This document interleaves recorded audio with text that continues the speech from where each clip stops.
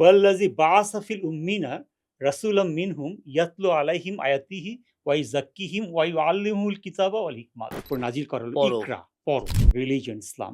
যেখানে ১ম যে শব্দটা নবী করিম সাল্লাল্লাহু আলাইহি ওয়াসাল্লামকে উপর নাজিল করা হলো পড়ো। ইকরা, পড়ো। রিড। রিড ওয়াল্লাযী বাআসা ফিল উম্মিনা রাসূলাম মিনহুম ইয়াতলু আলাইহিম আয়াতিহি ওয়া ইউযাক্কিহিম ওয়া ইউআল্লিমুহুল কিতাবা ওয়াল হিকমাত। তাকে পাঠানো হয়েছে ৪ টা উদ্দেশ্য নিয়ে।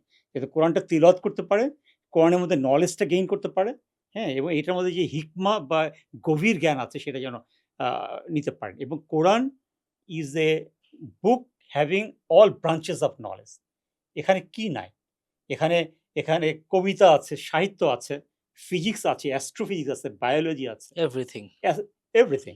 এবং ইকরা বিসমি রাব্বিকাল্লাযী খালাক। আল্লাহ নিজেকে পরিচয় করে দিচ্ছেন যে উনি রব, রাবুবিয়াত, he is the owner of the whole universe এবং উনি হচ্ছে সৃষ্টিকর্তা, খালাক। হ্যাঁ? খালাকাল ইনসানা মিন আলাক। পরবর্তীতে এমব্রিওলজি চলে আসলো। যে আলাক থেকে তোমাকে তৈরি করা হুম, হয়েছে। হুম। এবং এই ৫ টা আয়াতের মধ্যে ২ টা হলো পড়া সংক্রান্ত আর ২ টা হলো লেখা সংক্রান্ত। এটা আমরা খেয়াল করি না। আচ্ছা। আল্লাযী আল্লামা বিল কালাম।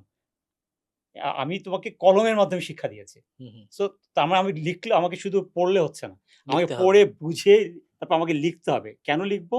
আমি জিনিসগুলোকে আমি স্ট্রাকচারড করে রাখলাম যাতে পরবর্তী জেনারেশন ফলো পড়তে পারে।